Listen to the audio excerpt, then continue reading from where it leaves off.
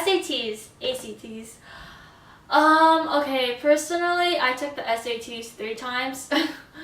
And I even took a class with Jackie about the SAT. I'll get to that. Like, to be honest, the SAT isn't that big of a deal. Like, okay, yeah, if you want to get into, like, if you're shooting for, like, Ivy League, Harvard, Yale, whatever, or you're shooting for UCLA, Berkeley, or whatever, I guess it does matter.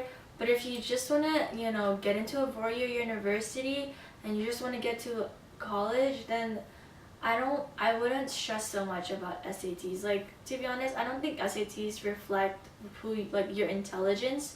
I feel like they really just reflect, like, what you can do, like aptitude wise. Like, oh, you can solve the algebra question in, like, 1 minute, because there's, like, a 30 question thing on, like, a 60-minute math portion of the SAT. Like, I don't even know. Like, I know some people who are really, really smart and they got really low scores in the SATs, and it's like, how does that even happen? Like, you're so smart, like, how did you get, like, this score?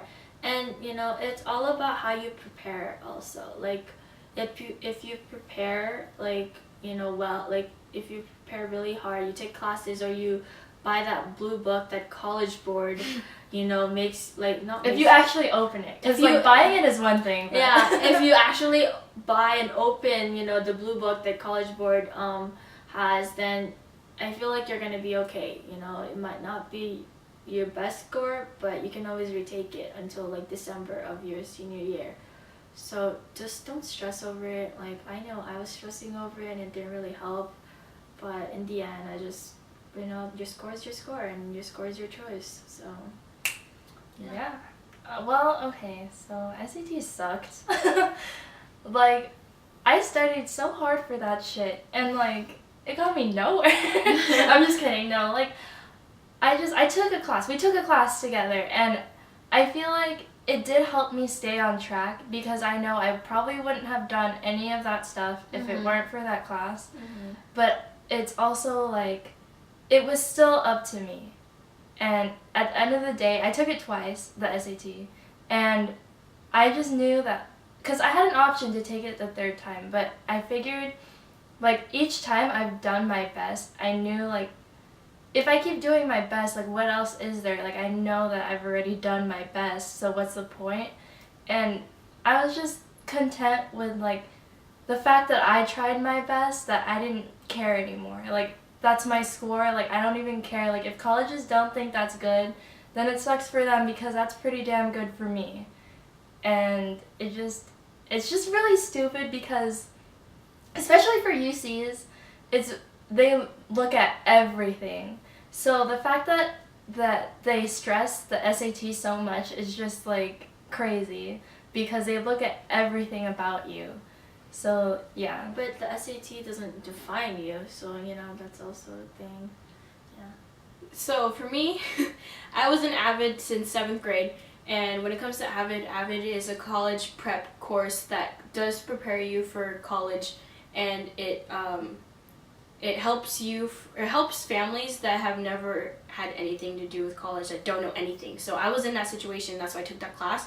So we were always talking about the SAT ever since freshman year, and I was told from the very get-go from my teacher, Mr. Bean, that SATs do not determine your intelligence. They don't determine anything besides how well you study for that test, because it doesn't have to do with anything. Because there's algebra on there, but it's algebra you've never really learned before, and it's just like you got to study for the algebra that's on that test. So you're studying for what the test is itself. It's not anything else. It's just like, how well did you test for this? I don't know, this score. And so I've known that fact from the very beginning, and so when I went into it, I also knew that it wasn't going to matter if my score was high or if it was the average, because of the school I was applying to. So I didn't care if I got up to like a 1800 or whatever the scoring is now, because it's different. Gonna be 16. Yeah, so it was out of 2400 when we took it. So if I got 1800, which is pretty good, or 1500, which was the average, I didn't care at that point. So I actually didn't study as much my first time, and I kind of just looked at the book maybe the week before the actual SAT, and I got the average. So I actually took the SAT 3 times, but that was the third time was the reason why I took it was because I had that waiver, or I had a waiver to take it for free, and if I used that waiver, it waived my college apps too, if I applied to those types of colleges. But that's the only reason why I took it 3 times. The second time I took it, I just kind of took it because Avid recommended that we take it a second time. And if you take it multiple times, you can move your scores around so that it makes it higher, just so you know that. So if you feel like you didn't do well your first time in the reading section, you can take it a second time and only prepare for that section and get a higher score in that, and then match up with your math or writing score, and it'll be better. And you just need to know how to be smart about the SAT. So when I took it my second time, my Avid teacher decided to do an SAT prep club. So her incentive for us to get there, she'd give us extra credit and she would bring donuts. Okay. So I actually went every single day that she had it open, and it did help a little bit because I prepared for math more, but at the same time, I think it helped more for the other kids because I didn't really care the second time. So I actually got the average, and I didn't care about my score because I wasn't going to apply to UC, and I already knew that, and I was just going to go to Cal State and they take the average. So you just need to know that you need to prepare for your whatever score you want to get to. Also, I had a friend that took she took the SAT, but then she took the ACT because some people do better on the ACT. That's what I did. And a lot of people, or I knew her that when she applied to Cal States and UCs, that she used her ACT score instead because she did score higher. So you can do that, but it's an option because, you don't have to take it. And I know people that didn't take the SAT and just took the ACT because they knew they'd do better on it, because there is that extra science section, and some people are better at science. So you could do that. And if you are applying to out-of-state college, you don't have to take the SAT because SAT only applies to California schools. So ACT scores are all outside of school or outside of California. So just so you know, you have options. But you I can think they take SAT outside of. But they're more emphasized the ACT. But like when I applied to University of Washington, they wanted SAT. So that you just have to look into the you have to look at your schools, depending on what school you want to go to. Yeah. But just so you know, you have options. Even California schools, they all take ACT, even though they're all like SATs are wonderful. No, they're not. They're horrible. But personally, I did better at my SAT than ACT. So it just depends, and you might as well try both if you can, because if you have the money. Yeah. Let's just say the schools that we applied to. Oh, go. Oh my god. Okay, well, I applied to. And if you got accepted. Okay, so I applied to. I applied to all of the University of Californias except for Merced. So I got in, and 3 California states, and so I got into UC Davis, UC Santa Cruz, UC Irvine, UC Riverside, and that's pretty much it, right? Yeah. And UC Santa Barbara. Okay, and then I got into Cal State Long Beach, Cal State Fullerton, and Cal State. Why did we start with her? Okay, cut this out. You can start with No. Okay. So yeah, I got into I think 5 UCs and 2 Cal States, but yeah, and then I chose UC Irvine. So, Go. yeah. So for me, I applied to. And if you got waitlisted. Okay. All over the okay. I applied to all the UCs except for Merced, and I applied to University of Hawaii and University of Washington, Seattle, and what else? Oh, and San Diego State University. And I got into University of Hawaii and San Diego State. And that was it. And then I got waitlisted at UC Irvine and UC Santa Barbara. And thankfully, I got off the waitlist for UC Santa Barbara. And I got in. And we were the ones to influence her. And for UC Irvine, they didn't accept anyone off their waitlist, which is cool. Because, whatever. And apparently UC's had like some weird like budget cut this Yeah, year, so they like did. that's some weird stuff. And like I should have got into Davis anyways. So I wasn't crazy with high school like they were. So I only applied to Cal State's, and I applied to San Francisco State, Cal State Fullerton, freaking shit. Oh, Cal Baptist University, which is a private school in Riverside. Cal State Los Angeles, and I forgot the last one. Oh, Chico State. So I got into all of them except for Fullerton because I didn't send them my transcripts, and I didn't really care since I already got into the school I wanted to, which was San Francisco State.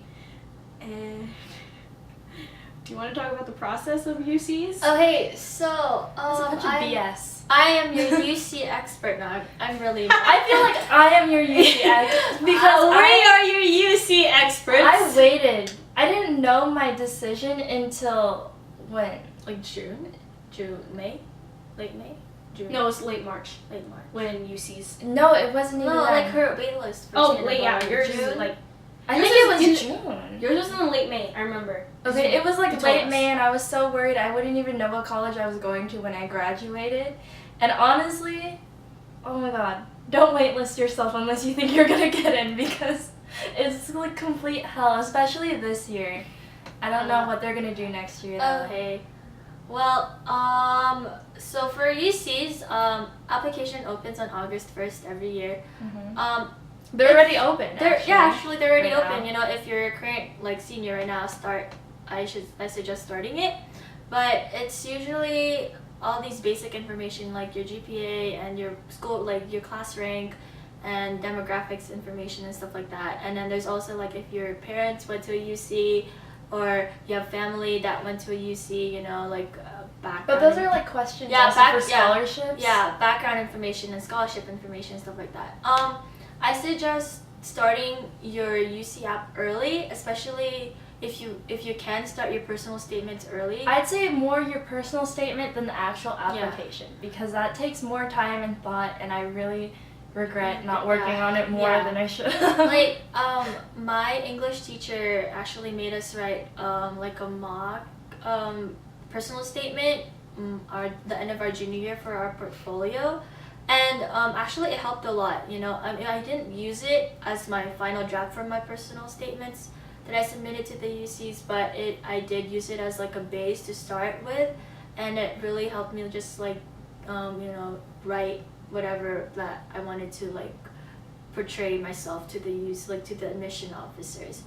But overall, like college, like process, like everyone's just confused. Yeah, everyone's confused, so if you're confused, like, don't even worry about it. Just make sure you make yourself sound like a better version of you. Yeah. Basically. Because, like, you think that you don't do a lot, but then once you put it on paper, you're like, damn, like, I actually did all this, and then you can even, like, just make it a little bit more than it actually is. Yeah, like, just remember to portray, like, you're gonna be telling just a little glimpse of yourself to the admission officers. You know, you're not gonna be telling them your whole life, but just a little glimpse of yourself. So make sure that you're telling them, like, you know, everything that you want someone to know, and everything that you want them to know about you. Like, you know, like I went through all these hardships, but I persevered. I persevered, and you know, I succeeded in high school despite all these things that I went through. And you want them to know that, you know, you don't want that to be just put down on the side and, you know, not just like not gonna care. So make sure you tell them, let them know, but also don't like put like superfluous. Don't make it thing. like Yeah. don't make it like a pity essay. Like Yeah. you have to make a balance between like, oh, I suck, but I'm also really great. And that's why you need to have other people read your essay Yeah. so you can have different perspectives of it. And I feel like, okay, I didn't have anyone read my essays except for my friends, and that's something I regret doing, but that's also because like Give it to a teacher. I didn't Yeah. have, okay, you know how your teacher like had that assignment. I didn't have that. Also, my senior year I took college courses, so it didn't like even apply. And like I was also like really cocky about my own writing, and I was like, I don't need anyone to read this. So I think that was my downfall, kind of. But I also knew like my essays weren't shit. Like they were still good. So as long as you feel like you portrayed yourself in the best way you possibly can, in the best grammar you possibly can, then that's you're good.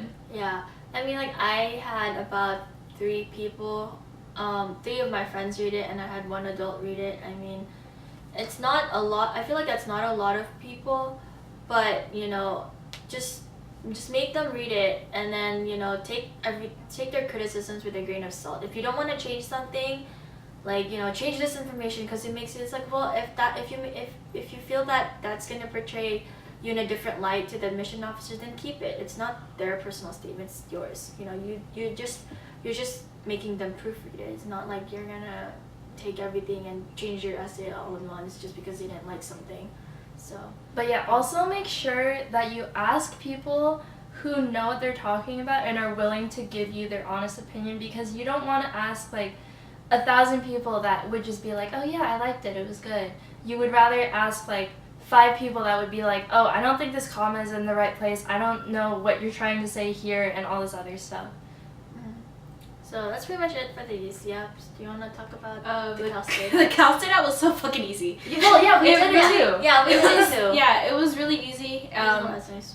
If it's you just put in your input, your grades, you put in basic information, you say if you want to do EOP or not, and that's it. And all you have to do is pay the money to send it off, and that's it. And I felt like I didn't have as much stress with college apps compared to these guys because I didn't apply to UCs, and because a lot of people, even in my class, because we did have Avid, and Avid was every single day compared to how we had block schedule at my school. So we did have Avid every single day, so all the seniors would literally stay in at lunch and just ask my teacher all these questions. So if they were confused on like what to do for a UC app or a private school app or anything, they'd go to her. So you need to find an adult that has all these answers to the college app, because that literally helped all of my class. Like I remember some girl didn't know what to do for the New York University app, and she just was in class all the time next to me trying to figure out what to do. So yeah, you need that adult. You need someone to be there to guide you through the college app, because it's hard and it's really confusing. And I applied to a private school also. So the private school was really easy because they just asked you, why do you want to go to this school, and then you write a 4-paragraph essay on that, and then you just send a few other things, and that's it. And my fee for that was free because I was in Avid.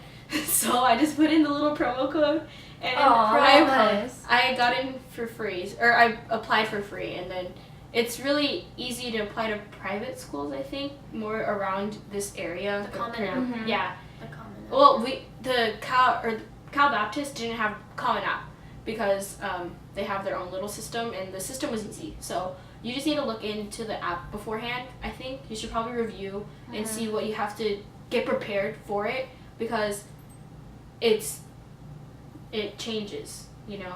And also with the Cal State app, I think that earlier you apply, the easier you hear back from that school. Yeah. So I applied to Cal State's, and I think it opens in October, right? Yeah, I think for Cal State's, and I submitted that shit in 2 weeks, and 2 weeks after that, in November, I got an acceptance letter from Chico State. And I was the first one out of my whole Avid class to get an acceptance letter, and everyone was like, wait, are you sure? And I was like, I'm pretty fucking sure, because I have all these papers saying I got admitted. So, and plus, my school, San Francisco State, they let me know in December that I got accepted, and it progressed throughout all the way until March. I got acceptance letters. Yeah. So if you